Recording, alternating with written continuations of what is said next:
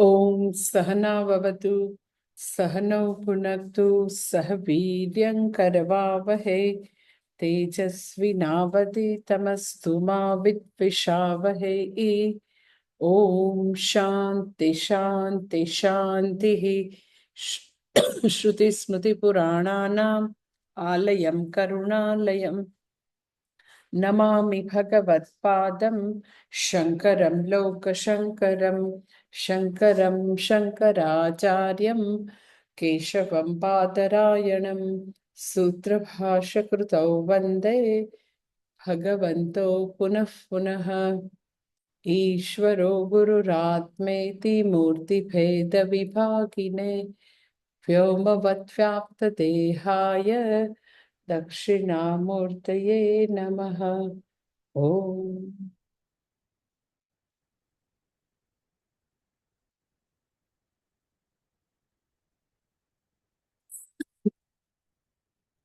अथ सप्तमोऽध्यायः. श्रीभगवानुवाच मय्यासक्तमनः पार्थ योगं युञ्जन्मदाश्रयः असंशयं समग्रं माम् यथा ज्ञास्यसि तच्छृणु.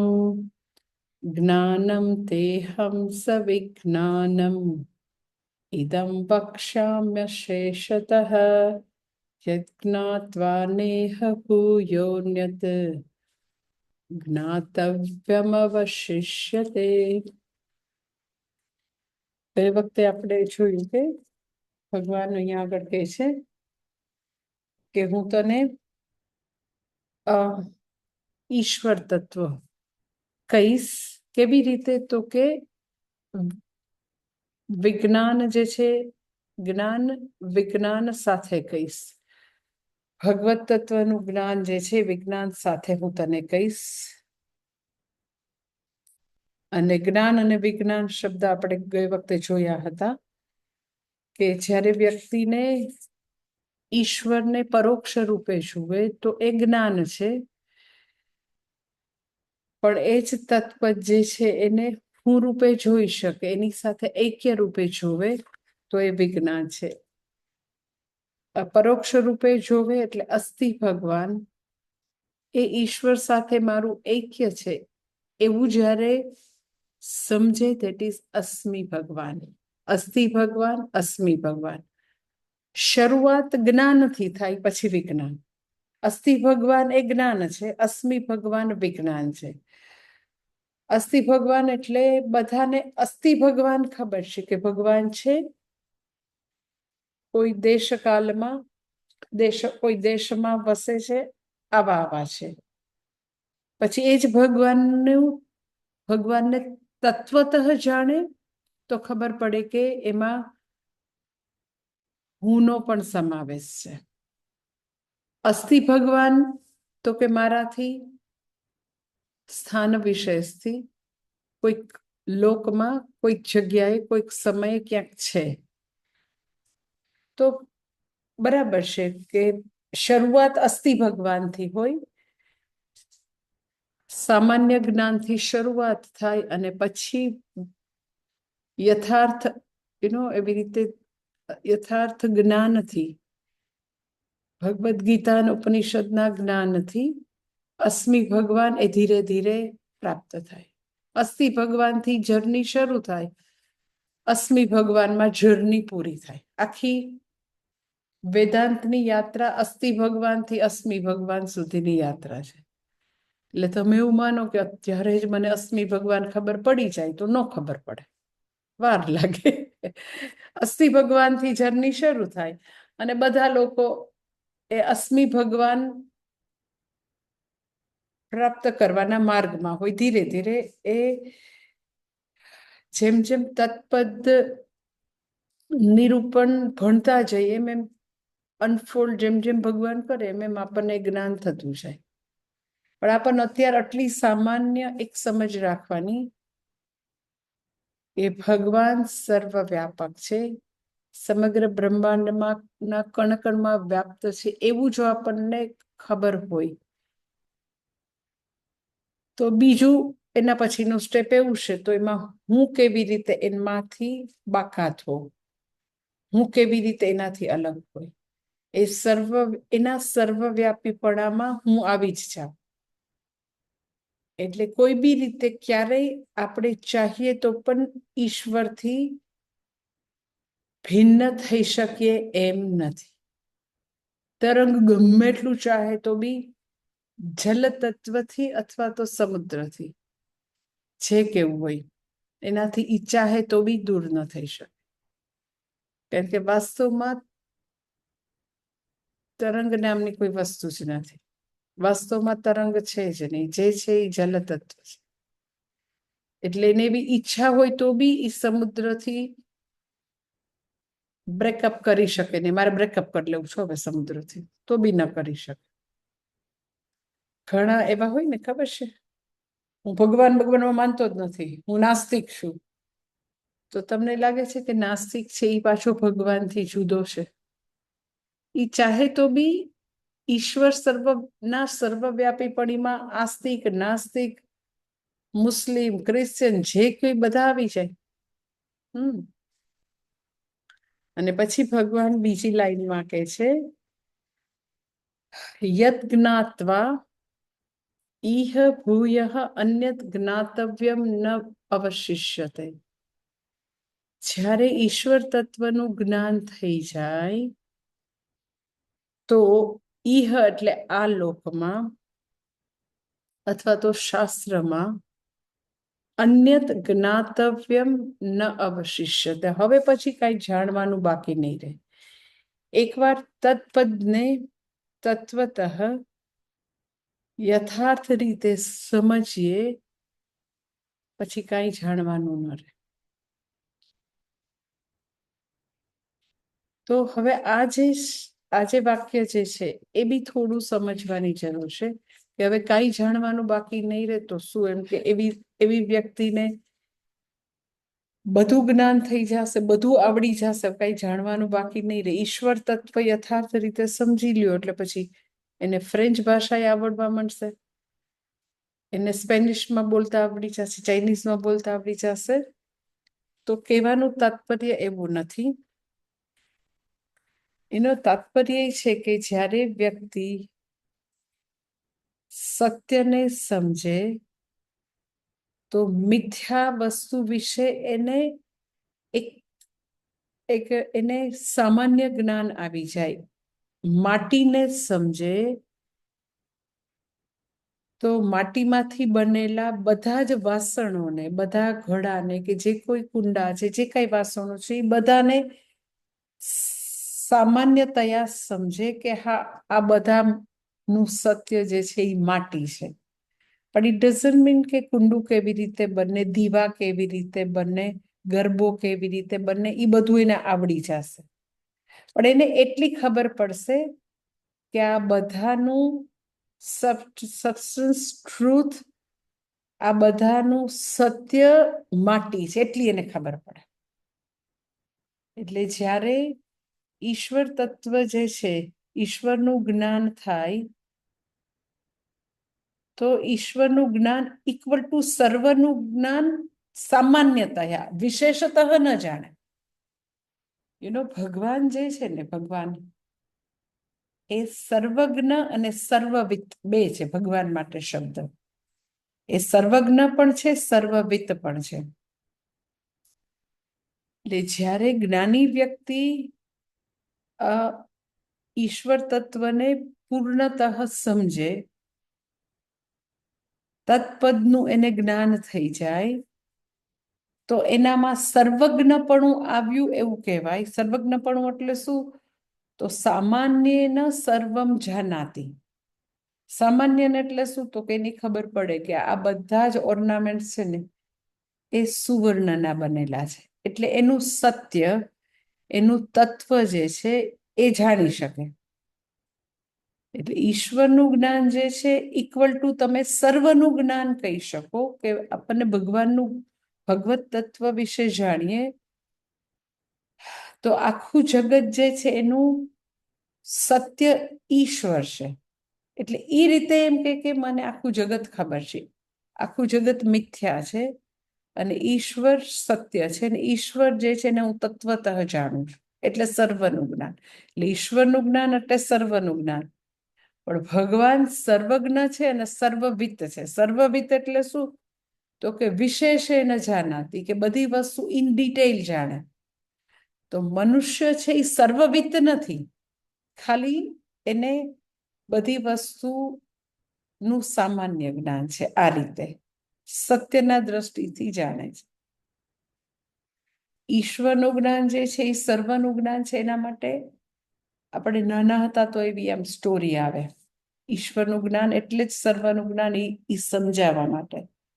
એમ કે ગણેશજી અને કાર્તિકેય બંને ભાઈઓ વચ્ચે એકવાર એવી રીતે હરીફાઈ થઈ. શું હરીફાઈ? તો કે આપણે બંને માંથી કોણ જલ્દીથી આખા વિશ્વની પ્રદક્ષિણા કરીને આવે એ વ્યક્તિ જે છે એ શ્રેષ્ઠ ગણાશે દીકરાઓમાં. બે દીકરામાંથી શ્રેષ્ઠ કોણ? તો કે જે આખા વિશ્વની પ્રદક્ષિણા કરી આવે એ.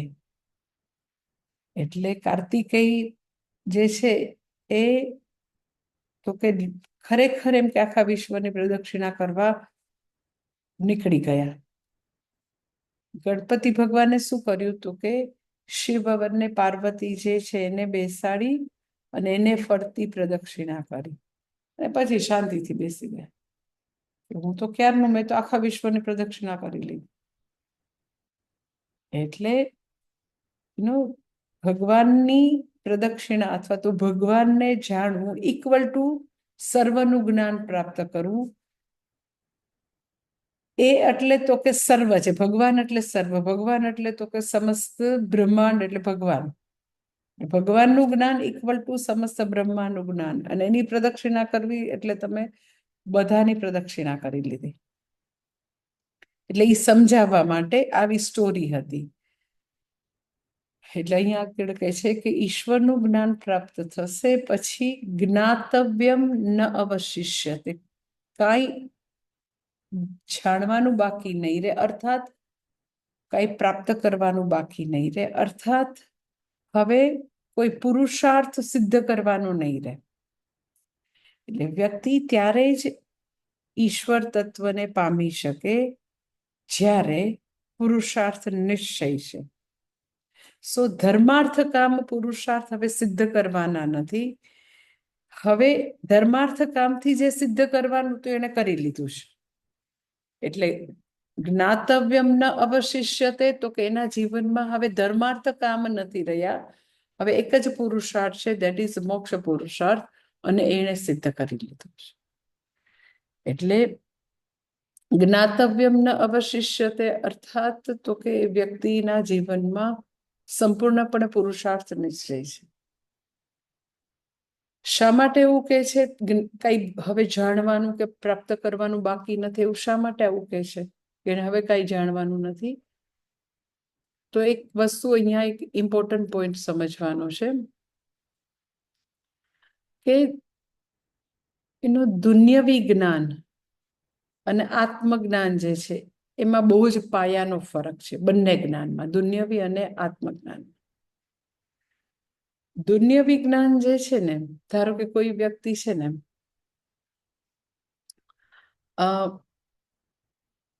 તમને આમ ડિસ્કવરી ચેનલમાં જોયું હશે કે જુદા જુદા એનિમલ ઉપર રિસર્ચ કરતા હોય. એ એટલા બધા કમિટેડ હોય કે આમ ઓ માય ગોડ, એની લાઈફનો એટલો મોટો ભાગ ક્વોલિટી યર્સ ખાલી જંગલમાં વિતાવે. શેની ઉપર રિસર્ચ કરવા? તો કે ગોરીલા ઉપર. તમે આપ ડિસ્કવરી ચેનલ કે એનિમલ પ્લેનેટમાં જુઓ ને તો they are so committed, A PhD કરતા હોય ને એનીથી આગળ રિસર્ચ કરતા હોય ને. આપણી પાસે આટલું બધું સરસ જે ડોક્યુમેન્ટરી જે છે એનિમલ પ્લેનેટ ચેનલ ને ડિસ્કવરીમાં, કારણ કે આવા બધા એકદમ ભયંકર પેશનેટ લોકો દુનિયામાં છે કે એક એક એનિમલની બિહેવિયર ઉપર, આની ઉપર એટલા રિસર્ચ કરતા રહે. તો એ લોકો ઝુઓલોજીમાં એક યુ કેન સે એનિમલ ઉપર રિસર્ચ કરતા હોય, ધારો કે ગોરીલા ઉપર, મંકી ઉપર કરે છે, તો દુન્યવી જ્ઞાનમાં, ઝૂઓલોજીમાં મંકી ઉપર રિસર્ચ કરનાર, તો મંકી જે છે એના માટે જ્ઞેય છે, જ્ઞાનનો વિષય છે, એની ઉપર રિસર્ચ કરી રહ્યા છે, એને જ્ઞેય કહેવાય. અને જે રિસર્ચ કરી રહેલી વ્યક્તિને જ્ઞાતા કહેવાય. જ્ઞાતા, નોવર એન્ડ નોન, એન્ડ એ બેને કનેક્ટ કરવાનું જે છે એને પ્રક્રિયાને જ્ઞાન, નોલેજ કહેવાય. તો દુન્યવી જ્ઞાનમાં જ્ઞાતા અને જ્ઞેય હંમેશા જુદા રહે છે. જે કોઈ બ્રિટિશ કોઈ વુમન જે છે એ રિસર્ચ કરી રહી છે ગોરીલા ઉપર, તો એને જ્ઞાતા કહેવાય. તો તમને લાગે છે કે એ જ્ઞાતાને જ્ઞેય બની જવું છે એવું લાગે તમને? એ બેન જે છે એને વાઇન્દ્રા બની જવું છે? નો. સો ઓલવેઝ જેની ઉપર એ કામ કરી રહ્યા છે જ્ઞેય વિષય જ્ઞાતાથી હંમેશા ભિન્ન રહે. દુન્યવી જ્ઞાનનું પહેલું લક્ષણ કે આખી જિંદગી પણ એમાં વિતાવી દે તો એ જ્ઞાતા ને જ્ઞેય જુદા જ રહેવાના. હવે આવી વાત આત્મજ્ઞાનની. તો આત્મજ્ઞાનમાં મને નિત્ય સુખ છે એ મારા માટે જ્ઞેય છે, હું જ્ઞાતા છું. તો જ્ઞાતાને સચ્ચિદાનંદની શોધ છે, પૂર્ણતાની શોધ છે, નિત્ય સુખની શોધ છે. તો જ્ઞાતાને હંમેશા નિત્ય સુખથી જુદું રહેવું છે કે નિત્ય સુખ રૂપ બની જવું છે? તો કે આત્મજ્ઞાનમાં જ્ઞાતાને જ્ઞેય રૂપ બની જવું છે. કર્ણ કૌંતેયપણાની શોધ કરે છે તો એને કૌંતેય બની જવું છે. એટલે જ્ઞાતા જે છે એને જ્ઞેય રૂપ બની જવું છે. જ્ઞાતા કદી એમ કે જ્ઞેયથી ભિન્ન નહીં રહે આત્મજ્ઞાનમાં. દુન્યવી જ્ઞાનમાં તો કે જ્ઞાતા અને જ્ઞેય ભિન્ન રહેવાના. પછી બીજું દુન્યવી જ્ઞાનમાં બીજું મહત્વનું એનું લક્ષણ, આ બેના હું તફાવત તમને સમજાવું છું એટલે તમને ખ્યાલ આવે. એ દુન્યવી જ્ઞાનમાં એ બ્રિટિશ વુમન જે છે એને સપોઝ માની લ્યો કે મંકી ઉપર અમુક રિસર્ચ કર્યું, બરાબર?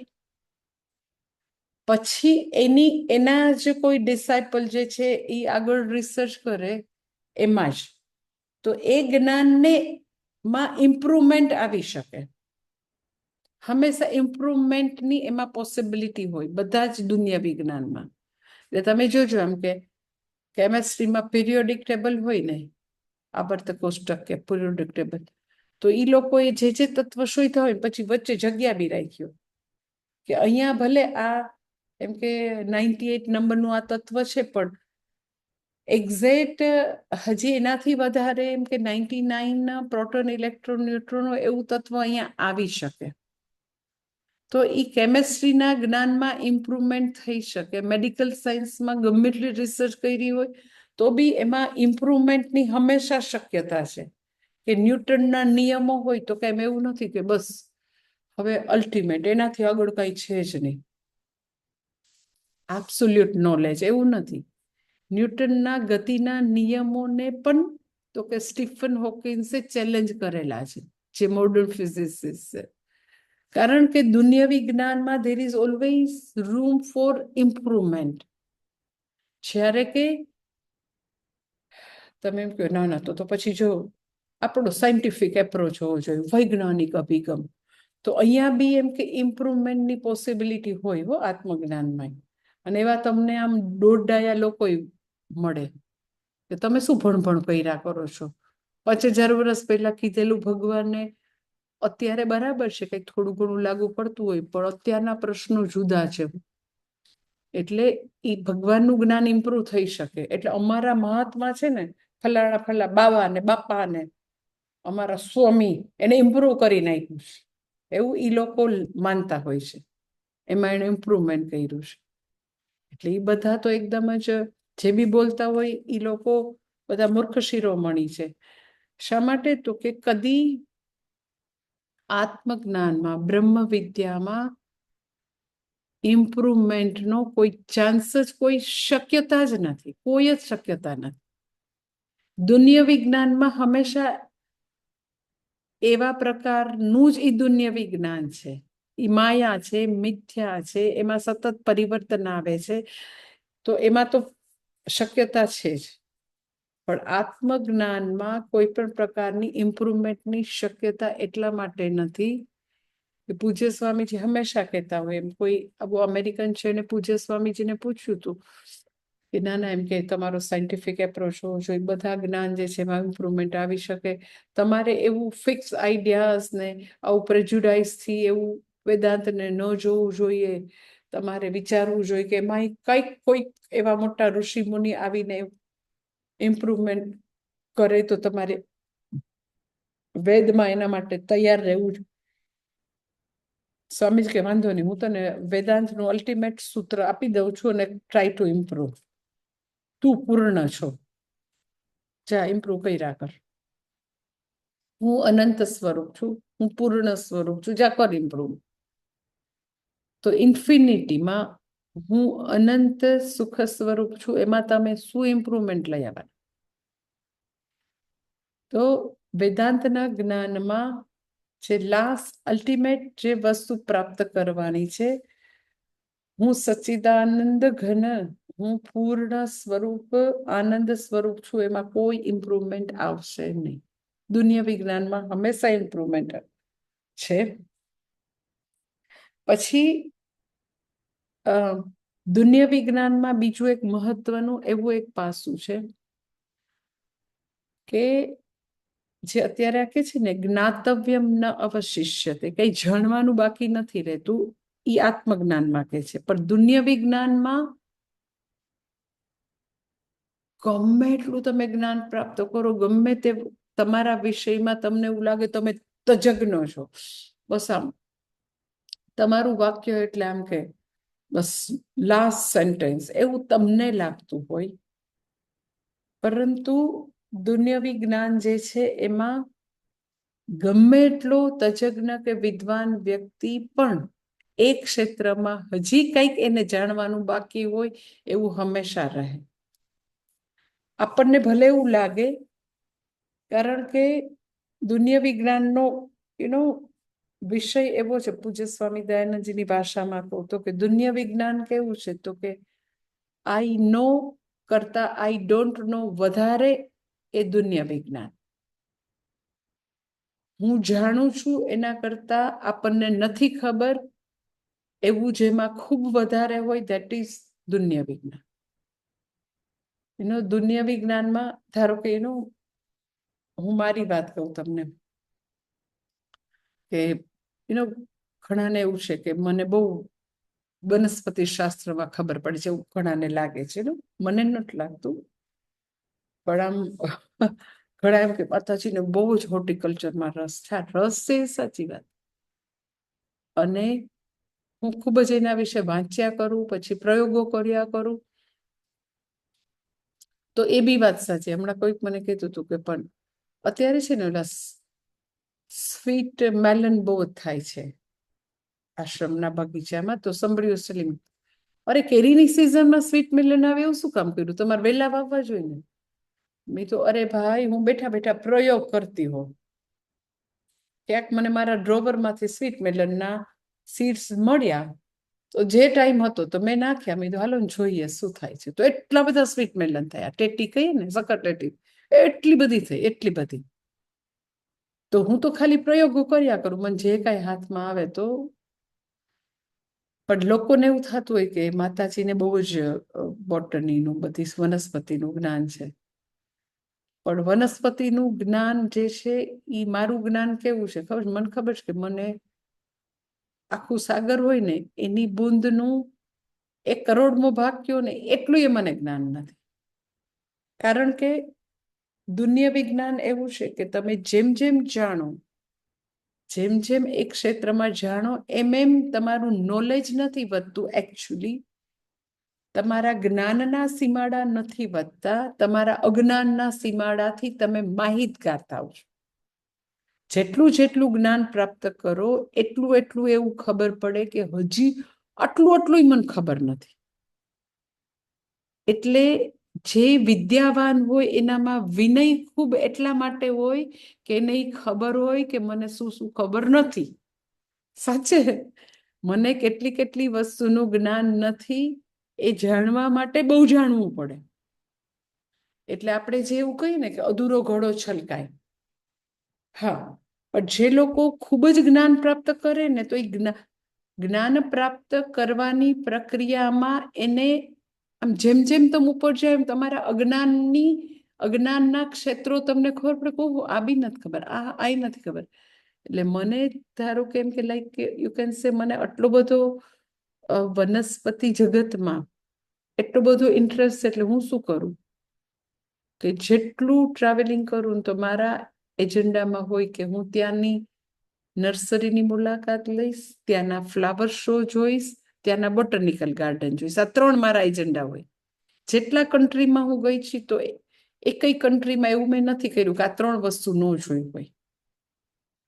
એ બધા મોટા મોટા મોલમાં જેને જે ખરીદી કરવી કરે, હું ત્યાં આખો જે પ્લાન્ટનો વિભાગ હોય તો શાંતિથી હું એ બધા એ કન્ટ્રીમાં કેવા પ્રકારના પ્લાન્ટ થાય છે, એની શું પેટર્ન છે, એ બધું બેઠા બેઠા ત્યાં હું સ્ટડી કરતી હોય. અંદર બધા મોલમાં ખરીદી કરતા હોય તો પછી હું લાઈક એ જ શહેરમાં જે મોટો બોટનિકલ ગાર્ડન હોય તો એ જોઉં. પછી જોઈને મને ત્યારે ખબર પડે કે આપણને તો એક કોઈ મોટા મોટા ટ્રીની ખબર, આ મેગ્નોલિયા નથી ખબર, આવા સરસ કમળ જેવા વ્હાઈટ ફૂલ થાય, આપણે તો ઇન્ડિયામાં જોયા જ નથી, આ વળી કેવા ફૂલ છે. તો હું જેટલી જેટલી જગ્યાએ જાઉં તો જેટલા જેટલા બિગ ટ્રી, શ્રબ, ક્રીપર એ બધું જોયા જ કરું. અને આમ મને એકદમ થાય આપણે ત્યાં આવું થઈ શકે, આપણે કેવી રીતે ટ્રાય કરીએ.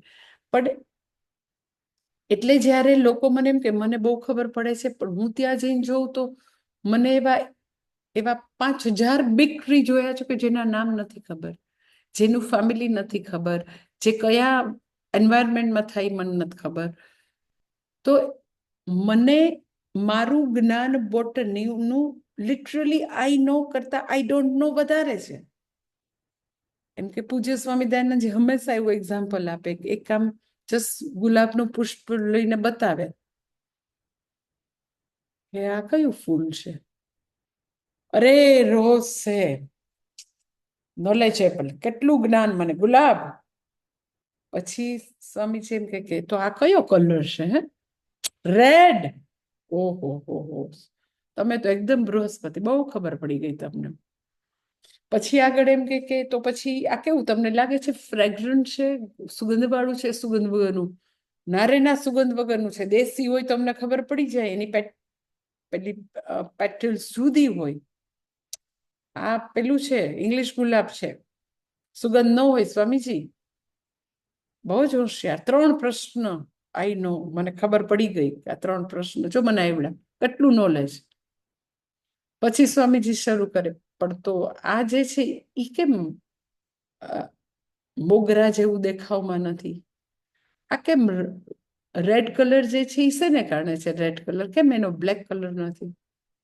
કેમ એમાં આટલા બધા કાંટા છે, એની બદલે એની અંદર બીજું કેમ નથી? તો જેમ જેમ પ્રશ્ન પૂછે તો હવે શું આવવા માંડ્યું તો કે આઈ ડોન્ટ નો. એ જે છે શા માટે એની ફ્રેગ્રન્ટ નથી ને શા માટે દેશીમાં ફ્રેગ્રન્ટ હોય અને શા માટે આવા જ કલરનું રેડ જ રોઝ જ છે તો એમાં નહીં પણ દેશીમાં સુગંધ ખરી અને આમાં શું કામ સુગંધ નહીં? I don't know. મોગરા જેવું કેમ નથી? I don't know. એનો કલર રેડ આટલો ડાર્ક કેમ? I don't know. શા માટે એમાં આટલા બધા કાંટા? I don't know. એટલે દુન્યવી જ્ઞાનમાં હંમેશા હું જાણું છું એના કરતા આપણે નથી જાણતા એ હંમેશા વધારે રહેવાનું. અને એની આ એકદમ આ પિક્યુલર કે આપણને એવું લાગે કે આપણે જ્ઞાન પ્રાપ્ત કરીએ છીએ કે આપણને ખબર પડે છે કે આટલી બધી ખબર નથી. એટલે તમે જો સ્વામીજી, આપણા સ્વામીજી એક એક્ઝામ્પલ હંમેશા આપતા હોય છે ને તમને બી અનુભવ હશે કે કોઈ વ્યક્તિ ને કંઈક માથું દુખતું હોય, પેટમાં દુખતું હોય, કે સિમ્પલ જરાક તાવ આવ્યો હોય કે એવું હોય ને તો આપણે ઘરમાં એવી આમ ઘણા લોકો દવા રાખતા હોય તો આમ બે ધડક દવા આપી દે. અરે માથું દુખે છે, આ લઈ લ્યો ને આ દવા, કાંઈ આમ એકદમ ઉતરી જશે. પણ મને એક જ બાજુ ને આમ એકદમ નસમાં દુખે છે. અરે લઈ લ્યો ને, હમણાં સારું થઈ જશે. હા, એકદમ આમ હાવ કોન્ફિડન્સ. પછી એ જ વ્યક્તિ એને ખૂબ જ માથું દુખે છે તો જરાક એનું MBBS પાસે જાય. આ સાવ લેમેનો ધડાક કરતી દવા આપી દેશે, ધડાક કરતી, ઘરમાં પડ્યું હોય એટલે. પેટમાં દુખતું હોય તો એ કાં લઈ લ્યો ને, આથી એકદમ જ સારું થઈ જશે. પણ એ વ્યક્તિ કદાચ MBBS પાસે જાય કે મને 3-4 દિવસથી આવી રીતે એક જ સાઈડ એટલું બધું મને પકડાઈ ગયું છે માથું. તો MBBS જે છે એ થોડોક ડરતા ડરતા આપશે. MBBS એ તો કેટલા 5-6 years સ્ટડી કર્યું, ઇન્ટર્નશીપ કર્યું. તો એ જ્યારે દવા આપશે તો 5 વસ્તુ વિચારશે કે એને 3 દિવસથી દુખે છે, એક જ બાજુ દુખે છે, તો કઈ સિમ્પલ શરદી કેવું નહીં હોય અને કંઈક ન્યુરોનો કંઈક માઇગ્રેન હશે. એટલે આમ રિલેક્ટન્ટ થઈને આપે, કારણ કે પોતે ફેમિલી ડોક્ટર છે. પણ પાછો ઓલો 2 દિવસ પછી આવે તો એમ કે ના, હવે હું દવા નહીં આપું, હવે તમે જાઓ તો કે MD પાસે જાઓ, કોઈ ન્યુરોફિઝિશિયન પાસે જાઓ, હું દવા નહીં આપું. એટલે વ્યક્તિને જ્ઞાન જેમ જેમ વધે એમ એને ખબર પડે કે ભલે ખાલી માથું દુખવા જેવી નાનકડી વસ્તુ છે, પણ આમાં બીજી એવી ઘણી બધી પોસિબિલિટી છે જે આપણને ભણવામાં આવી હતી, જે મને નથી ખબર, પણ આવું ઘણું હોઈ શકે. તો એને એના કરતા સ્પેશિયાલિસ્ટ પાસે મોકલો. પણ જેને મેડિકલ સાયન્સની દ્રષ્ટિએ ઇલિટરેટ છે, જેને પોતાને શું નથી ખબર એનું પણ જ્ઞાન નથી, એ એકદમ કોન્ફિડન્સથી બધું કહેશે કે લેવા માંડો, કરી લ્યો ને, કઈ ન થાય, થોડું ચાલી લ્યો ને, બસ. એવું કઈ એટલું બધું એવું કઈ તમને પેલું ચેસ્ટ પેઇન એવું કઈ ન હોય, ખાલી ગેસ જ હોય, તમે હાલી લ્યો ને, કઈ નહીં થાય. ઓલા બિચારાને માઇલ્ડ એટેક આવી ગયો. એટલે જેમ જેમ દુન્યવી જ્ઞાન વધે એમ વ્યક્તિને એવી ખબર પડે કે મને આ ખબર નથી પડતી. જ્યારે આત્મજ્ઞાનમાં એવું છે કે વ્યક્તિ જે છે એ જેમ જેમ જ્ઞાન પ્રાપ્ત કરે, એમાં તો કે વ્યક્તિ જે છે એટલું એ જાણે કે આત્મતત્વથી નજીક પહોંચશે અને અલ્ટિમેટલી જ્ઞાન પ્રાપ્ત કરશે તો એ કમ્પ્લીટ જ્ઞાન છે, અને એમાં કોઈ પણ પ્રકારે અજ્ઞાનની, અવિદ્યાની કોઈ ગુંજાઈશ જ નથી, એમાં કઈ બાકી નહીં રહે. હું પૂર્ણ છું એ જ્ઞાન પછી તો કે કઈ પછી જાણવાનું બાકી નથી રહેતું, અને વ્યક્તિ જે છે એ સંપૂર્ણપણે આત્મ અજ્ઞાનથી મુક્ત થશે. હવે અજ્ઞાનનો કોઈ લેશ અંદર બાકી નહીં રહે. હું એમાં કે તત્પદ વિશે એ જાણવા નીકળે છે તો સંપૂર્ણ રીતે જાણી શકશે. હવે જ્ઞાતવ્ય કઈ બાકી રહેશે નહીં. એ આત્મજ્ઞાન છે. જ્યારે દુન્યવી જ્ઞાનમાં હજી ઘણું બાકી છે, એનું જાણવાનું બાકી રહેશે, હજુ ઘણું જાણવાનું બાકી રહેશે. એટલે બહુ બધા વૈજ્ઞાનિક જે છે તો એ વૈજ્ઞાનિકનો શિષ્ય છે એ રિસર્ચને આગળ વધારશે, પછી એનો શિષ્ય આગળ વધારશે, કારણ કે એમાં હંમેશા દુન્યવી જ્ઞાનમાં આવી રીતે જાણવાનું બાકી રહેશે જ. એટલે કે છે કોઈ પુરુષાર્થ સાધન બાકી નથી, જ્ઞાતવ્યમ ન અવશિષ્યતે. અને એવું કહીને હવે ભગવાન 3જા શ્લોકમાં તો કે આ જ્ઞાન જે છે એની ભગવાન દુર્લભતા બતાવે છે 3જા શ્લોકમાં, અને પછીથી તો કે 4થા શ્લોકથી એકચ્યુઅલી તત્પદનું નિરૂપણ શરૂ કરશે. અહીંયા હજી એકવાર જ્ઞાન છે એ દુર્લભ છે એ બતાવે છે. તો તમે એમ કહો કેમ એ બહુ રેરેસ્ટ રેર છે, દુર્લભ છે, મહાન છે, એવું શું કામ અત્યારે કહે છે? તો નેચરલી જ્યારે આપણને કોઈ બી વસ્તુની વેલ્યુ સમજાય તો આપણે સિરિયસલી લઈએ. એના એ જ્ઞાન પ્રાપ્ત કરવાનો એપ્રોચ જે છે એમાં આપણે થોડા વધારે ગંભીર બનીએ, કમિટેડ થઈને આપણે એ વિદ્યા પ્રાપ્ત કરવાનો પ્રયત્ન કરીએ. એટલે ભગવાન 3જો શ્લોકમાં એ દુર્લભતા બતાવે છે ને ખૂબ જ જાણીતો શ્લોક છે. મનુષ્યાણામ સહસ્રેષુ કશ્ચિદ્યતતિ સિદ્ધયે યતતામપि સિદ્ધાનામ કશ્ચિન મામ વેત્તિ તત્વતઃ. કે છે સહસ્રેષુ મનુષ્યાણામ કશ્ચિત સિદ્ધયે યતતિ યતતામ સિદ્ધાનામ અપી કશ્ચિત મામ તત્વતઃ વેત્તિ. કે છે ભગવાન કે સહસ્રેષુ મનુષ્યાણામ હજારો હજારો મનુષ્યોમાં કશ્ચિત સિદ્ધયે યતતિ કોઈક જ મોક્ષ માટે સિદ્ધિ માટે યત્ન કરે છે. હજારો હજારો મનુષ્યમાંથી કોઈક જ તો કે સિદ્ધિ માટે પ્રયત્ન કરે છે. પછી બીજી લાઈનમાં કહે છે યતતામ સિદ્ધાનામ અપી. એ જે પ્રયત્ન કરનારા છે એમાંથી પાછા કોઈક જ કશ્ચિત મામ તત્વતઃ વેત્તિ જે બધા પાછા પ્રયત્ન કરે છે એમાંથી એ તો કે કોઈક જ મને તત્વતઃ જાણે છે. હજારો મનુષ્યમાંથી મોક્ષ સિદ્ધિ માટે કોઈક જ પ્રયત્ન કરે છે અને પ્રયત્ન કરનારામાંથી તો કે એ બધા સાધુકોમાંથી કોઈક જ મને તત્વતઃ જાણે છે.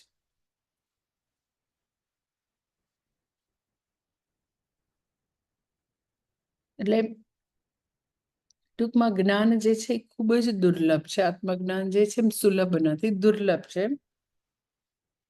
સૌથી પહેલી આપણે દુર્લભતા વિચારીએ તો આપણને ખબર છે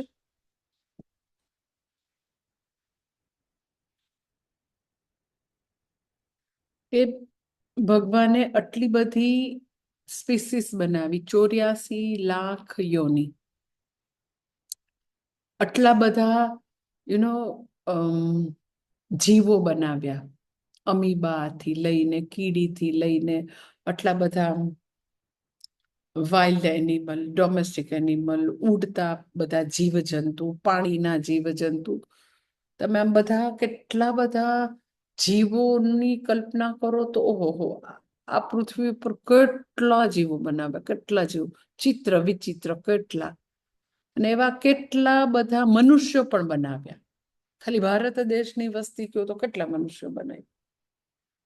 પછી બીજા બધા કન્ટ્રી વિચાર કરો તો કેવા ભાત ભાતના ને જાત જાતના કલર ને જાતિ ને રહેણી કણી ને કેટલા મનુષ્યો એટલે કેટલીય સ્પીસીસ, કેટલી એટલે કેટલી અનેક અનેક અનેક અનેક સ્પીસીસ, અનેક અનેક અનેક ભાત ભાતના મનુષ્યો. તો આટલા બધા મનુષ્ય, આટલી બધી જુદી જુદી સ્પીસીસ, જુદા જુદા જીવોમાં આપણને મનુષ્ય શરીર મળી ગયું. તો મનુષ્ય શરીરને શાસ્ત્રની ભાષામાં અધિકારી શરીર કહે છે. અધિકારી શરીર. અધિકારી એટલે શું? તો કે ક્વોલિફાઈડ જન્મ, એવો જન્મ કે જેમાં મોક્ષ પુરુષાર્થની સંભાવના છે. ગાય કે ભેંસ કે ડોગ્સ કે એ લોકો માટે બિચારાને મોક્ષ પુરુષાર્થ નથી. એ જે છે એ બધા વિમુક્તા હાકે છે, એ લોકો બિચારા મુક્ત જ છે ને કોઈ આત્મજ્ઞાન જે છે એ આત્મજ્ઞાનની એ લોકોને જરૂર નથી. એ લોકો પ્રાપ્ત કરી શકે એવી કોઈ પોસિબિલિટી નથી. એટલે આપણને 84 લાખ યોનીમાં પહેલું તો મનુષ્ય શરીર મળ્યું, અધિકારી શરીર. બાકીની બધી તમને ખબર છે ભોગ યોનું છે, ભોગ યોની કહેવાય. આ એક જ કર્મભૂમિ છે. ઓલી બધી ભોગભૂમિ, પશુ પંખીની બધી પણ ભોગભૂમિ, દેવતાઓને એ પણ ભોગભૂમિ, ઉર્ધ્વલોકની છે એ પણ ભોગભૂમિ, અધોલોક 7 ડાઉન લોક છે એ પણ ભોગભૂમિ, બધી ભોગભૂમિ. કોઈક પાપ ક્ષય કરે છે ને કોઈક પુણ્ય ક્ષય કરે છે.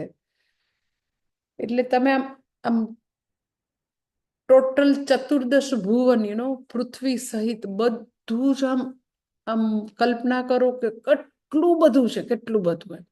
ભુવ ભુહુ ભુવ મહ જન તપ સત્યમ, આ બધા લોકમાં કેટલા બધા એમ કે જુદા જુદા દેવતાઓ ને કેટલા બધા જુદા જુદા આ લોકના જુદા જુદા જે બી હશે જીવો, ઉચ્ચ લોકના, સ્વર્ગના ને બ્રહ્મલોકના ને બધા. પછી બધી અધોલોક 7 છે, અતલ વિતલ તલાતલ રસાતલ પાતાલ, બધા એકદમ નરક, બધા જુદા જુદા. તો એમાં બી છે બધા જીવો.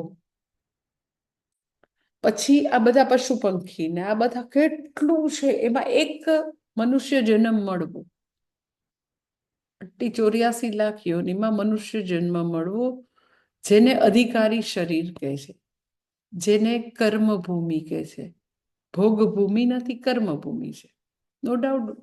સાથે પાપ પુણ્યનો ક્ષય કરવાનો છે એટલે ભોગવવાના છે, તો એમ ભોગભૂમિ પણ છે, પણ મુખ્યત્વે કર્મભૂમિ. અધિકારી શરીર મળવું ઈ રેર. પછી તો કે અધિકારી શરીર મળ્યા પછી તો કે મનુષ્ય જન્મમાં બધા જ લોકો એવું નથી કે વેદાંત ભણવા માટે આવી શકે. વેદાંત ભણવા માટે, ભગવદ્ ગીતાનું અધ્યયન કરવા માટે બીજી કેટલી બધી વસ્તુઓ છે જે એક સાથે એક સમયે પ્રાપ્ત થવી પડે. Like you can say like Hindu ફેમિલીમાં જન્મ, એવા દેશમાં જન્મ કે જ્યાં આગળ આ ઉપલબ્ધ હોય. સનાતન ધર્મ, એ પરિવારમાં સનાતન ધર્મ માટેની આસ્થા હોય. હિન્દુ હોય પણ તો પણ કદાચ સનાતન ધર્મ, વૈદિક ધર્મમાં આસ્થા ન હોય. કોઈ વ્યક્તિ વિશેષના એવા કલ્ટમાં આસ્થા હોય. એટલે આમ તમે આમ વિચાર કરો કે વ્યક્તિ જે છે એ ગુરુ પાસે ભગવદ્ ગીતા ભણવા આવે, એ આપણને સામાન્ય ઘટના લાગે, પણ આમ ટોટાલિટીમાં જુઓ તો આટલા બધા જીવોમાં મનુષ્ય જન્મ મળ્યો. પછી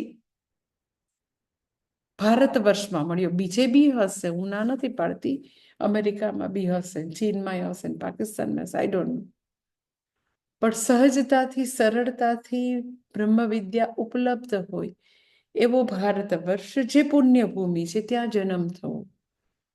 એવા માતા પિતા કે જે કોઈ કલ્ટમાં ન અટવાયેલા હોય, જ્યાં મનુષ્યને ભગવાન બનાવી દીધો, એવા કલ્ટમાં ન અટવાયેલા હોય, પણ એ લોકોને સનાતન વૈદિક ધર્મમાં પૂર્ણ શ્રદ્ધા હોય, ત્યાં જન્મ થયો. આપણને સંસ્કાર મળ્યા, આપણને શ્રદ્ધા હોવી, એ કેટલું બધું દુર્લભ છે. એટલે કે છે સહસ્ત્રેષુ મનુષ્યાણામ કશ્ચિત